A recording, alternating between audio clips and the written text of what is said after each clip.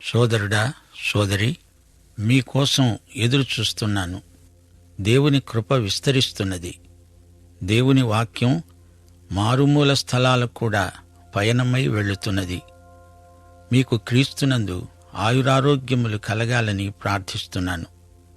దేవా, తండ్రి, నీ వాక్యము వెల్లడి కావాలని, మా హృదయాలలో వెలుగు కలగాలని, రోగులు ఆరోగ్యమును పొందాలని, సమస్యలతో సతమతమయ్యే వారికి విడుదల కలగాలని, వాక్య సూత్రాలను మా రేడియో శ్రోతలు తమ జీవితాలకు అన్వయించుకొని సంపూర్ణ ఆశీర్వాదాలు అనుభవించాలని యేసు నామమున ప్రార్థిస్తున్నాము తండ్రి.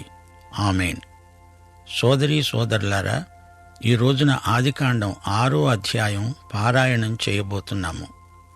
ఈ అధ్యాయంలో జలప్రళయం విషయం చెప్పబడింది. జలప్రళయమే ఒక తీర్పు.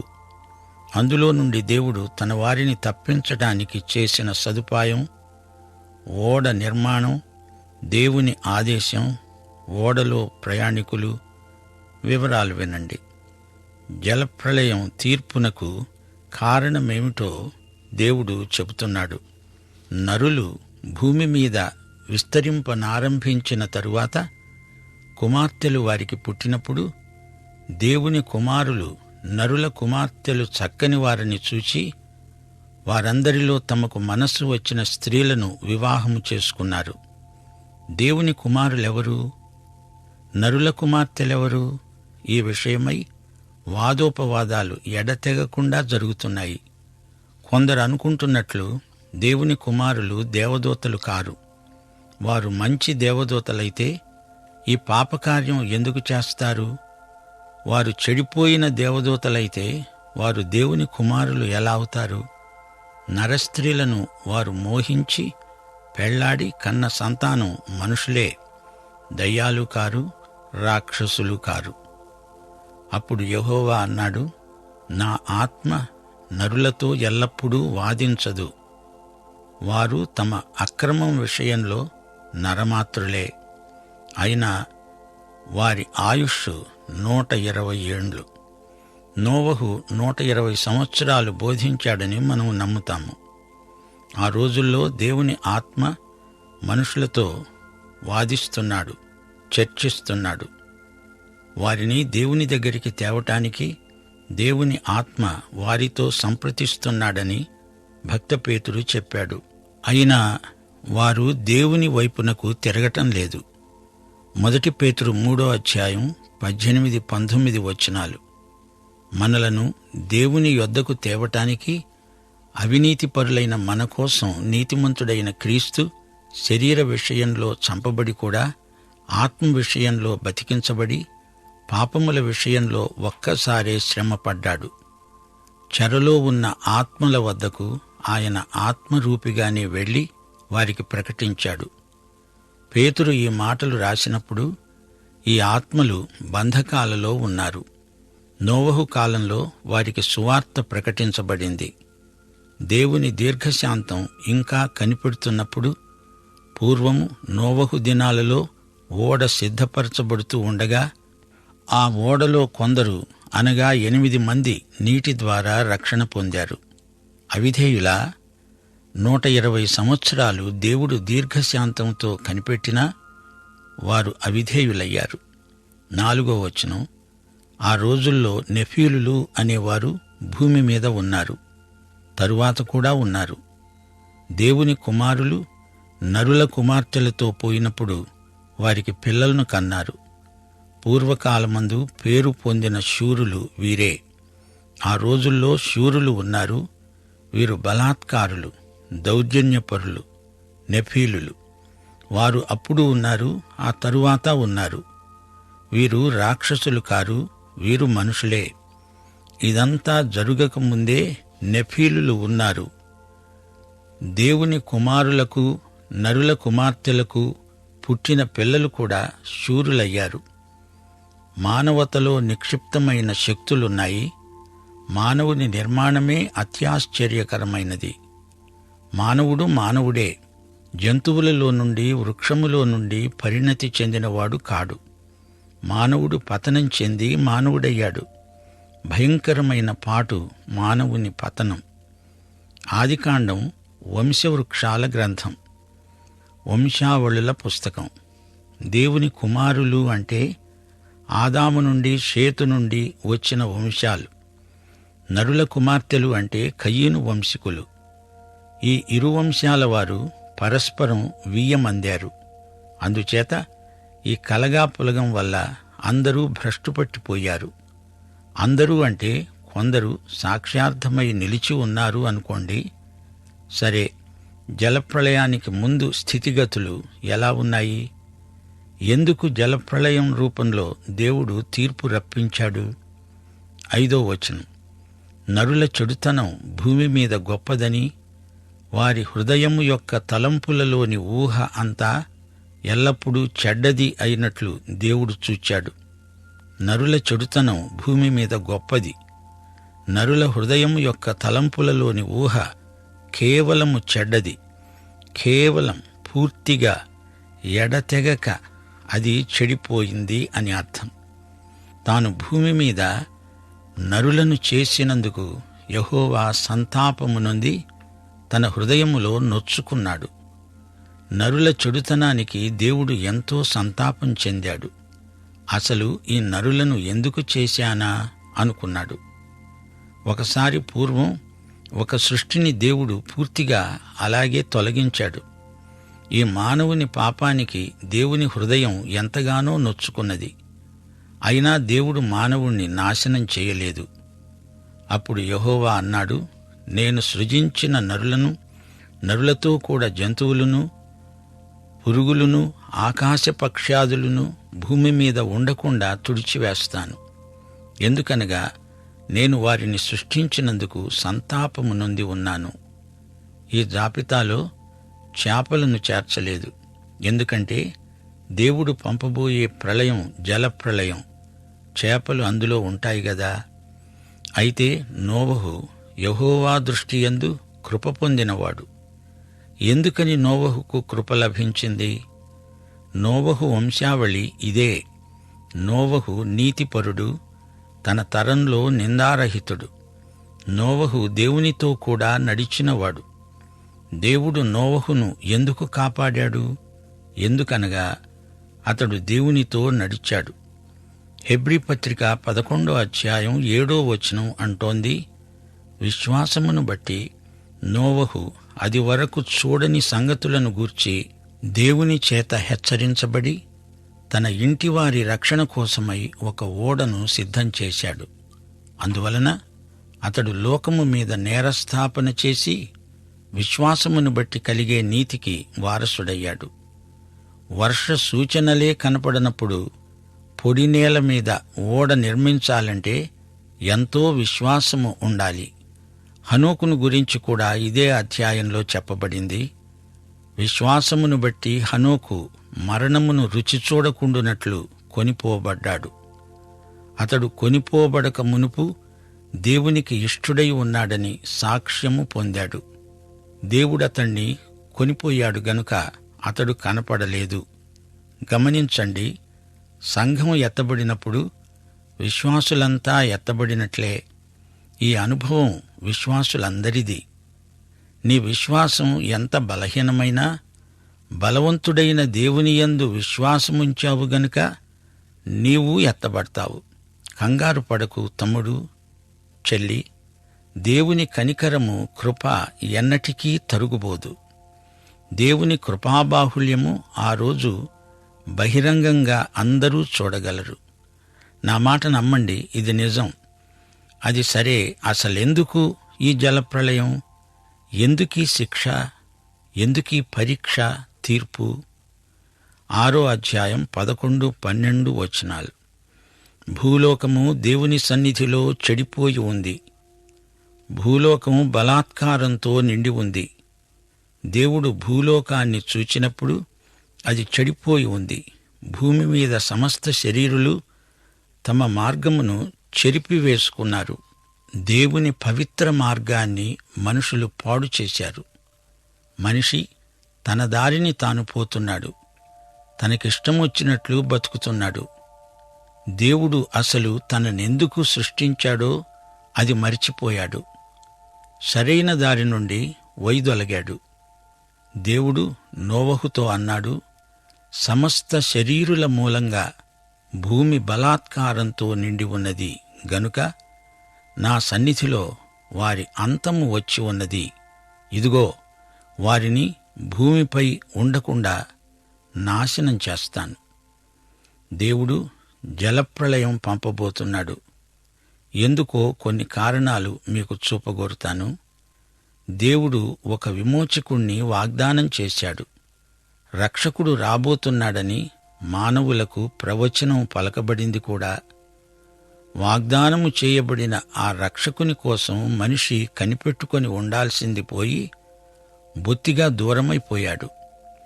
ఆదాము హవ్వలకు ఒక బలియాగమును దేవుడు వాగ్దానం చేశాడు. కయీను హెబెలు విషయంలో దేవుడు ఒక శాశ్వత సూత్రాన్ని, నియమాన్ని ప్రవేశపెట్టాడు.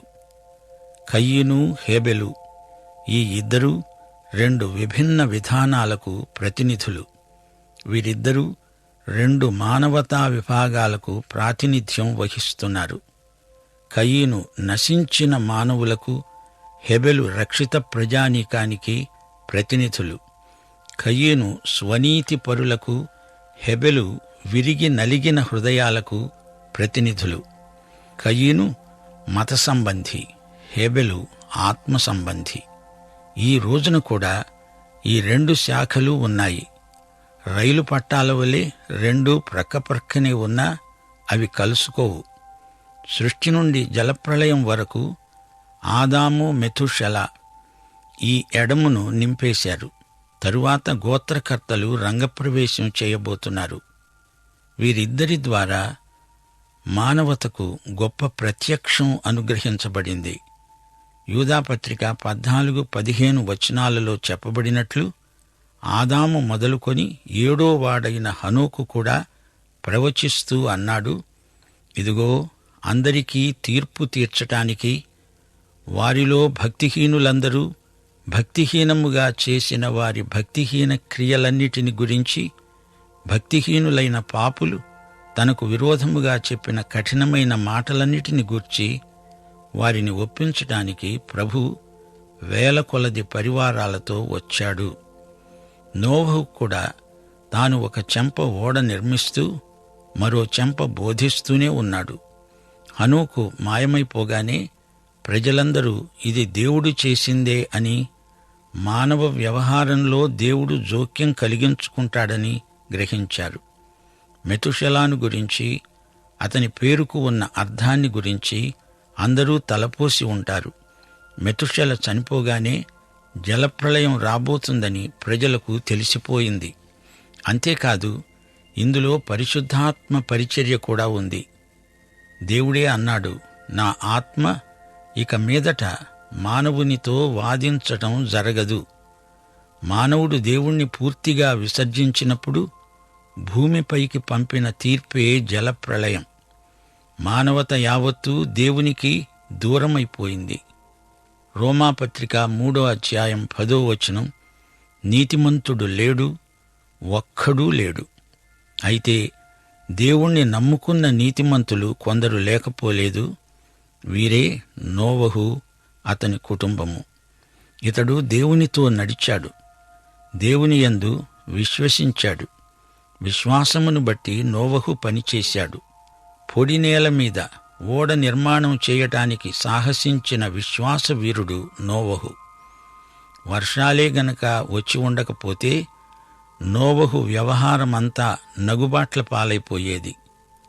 120 ఏండ్లు అతని నిరీక్షణలో విశ్వాస పరిపక్వత కనిపించింది. యేసు ప్రభు తన రాజ్యం స్థాపించడానికి వచ్చినప్పుడు నోవహు దినములలో జరిగినట్లే జరుగుతుంది. అలాంటి పరిస్థితులు ఇప్పుడే ప్రవర్తిల్లుతున్నాయి. ఈ అధ్యాయం ఆరంభంలో ఏమి చెప్పబడింది? నరులు భూమి మీద విస్తరింపనారంభించిన తర్వాత కుమార్తెలు వారికి పుట్టినప్పుడు, అలాగే లోకజనాభా విపరీతంగా ఈ రోజున విస్తరిస్తున్నది. లోకం నలుదిక్కులకు సాంద్రంగా జనసంఖ్య పెరిగిపోతున్నది. లోకమంతా జనంతో కిక్కిరిసిపోతున్న రోజులివి. మహాశ్రమల కాలంలో దేవుని పరిశుద్ధాత్మ ఇక గోజాడదు, వాదించదు, చెడుగును నిరోధించదు. పాపం బరితెగిపోతుంది. నిజమైన భక్తిగల బోధకులకు ఈ రోజున విశేష ప్రచారం లేదు. అచ్చం నోవహు దినములే ఇవి అనిపిస్తోంది గదూ. అంతేకాదు, ఆ రోజున సంఘం ఎత్తబడుతుంది. విశ్వాసులు అకస్మాత్తుగా ఎత్తబడతారు, అదృశ్యమైపోతారు. నోవహు కాలంలో అలాగే తీర్పు వచ్చినా ప్రజలు మారుమనస్సు పొందరు.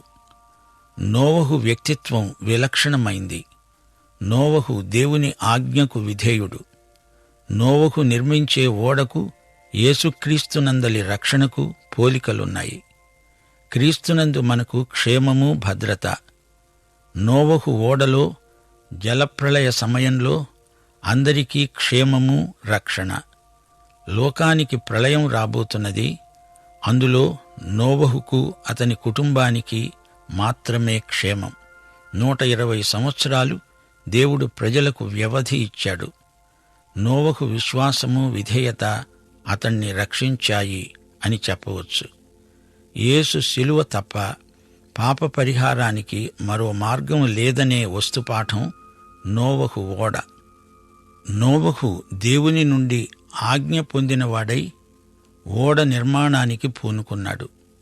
ప్రజలు రాబోయే మహాజలప్రళయానికి సిద్ధంగా ఉండాలని బోధించాడు నోవహు. చితిసారకము మ్రానుతో నీకోసం ఓడను చేసుకో, అరలు పెట్టి ఆ ఓడను తయారు చేసి లోపట వెలుపట దానికి కీలు పుయ్యాలి అన్నాడు దేవుడు. చితిసారకపు మాను చాలా గట్టిది. ఇప్పటి టేకు కర్ర కంటే నాణ్యత గల కట్టే.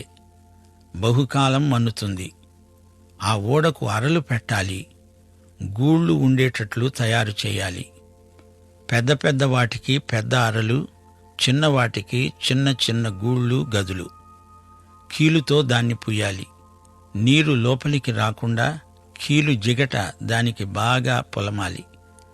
15వ వచనం, నీవు దానిని చేయవలసిన విధమేదనగా, ఆ ఓడ 300 మూరల పొడుగు, 50 మూరల వెడల్పు, 30 మూరల ఎత్తు దానికి ఉండాలి.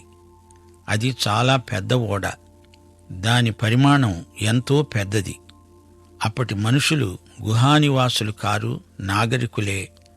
నోవహు గొప్ప మేధావి. గమనించాలి, ఈ ఓడ సముద్ర ప్రయాణానికి ఉద్దేశించింది కాదు. జలప్రళయం నుండి కాపుదల కోసం ఈ ఓడ నిర్మాణం జరుగుతోంది. ఈ ఓడ 450 అడుగుల పొడవు. ఈ రోజున ఓడ నిర్మాణంలో శాస్త్రజ్ఞులు చూపుతున్న కౌశలానికి ఏమీ తీసిపోదు నోవహు ఓడ. 16వ వచనం, ఆ ఓడకు కిటికీ చేసి పైనుండి మూరెడు కిందికి దానిని ముగించాలి. ఓడ తలుపు దాని ప్రక్కనే ఉంచాలి. కింది అంతస్తు, 2వ అంతస్తు, 3వ అంతస్తు గలదిగా దానిని చెయ్యాలి. లోపల వాసన కొట్టకుండా గాలి, సూర్యరశ్మి రావటానికి చక్కని కిటికీలు అమర్చబడినాయి. ఈ ఓడకు ఒకే తలుపు. ఇది యేసుక్రీస్తుకు సంకేతం. నేనే ద్వారమును అన్నాడు యేసు ప్రభువు. 3 అరలు ఒకదానిపై ఒకటి. ఎంత గొప్ప కౌశలం, సామర్థ్యం! ఈ నిర్మాణంలో నోవహు ఎంతో శ్రేష్టమైన నేర్పు కనపరుస్తున్నాడు. దీని నిర్మాత దేవుడే. నోవహు దేవుని ఆజ్ఞ ప్రకారం ఇదంతా తయారు చేస్తున్నాడు.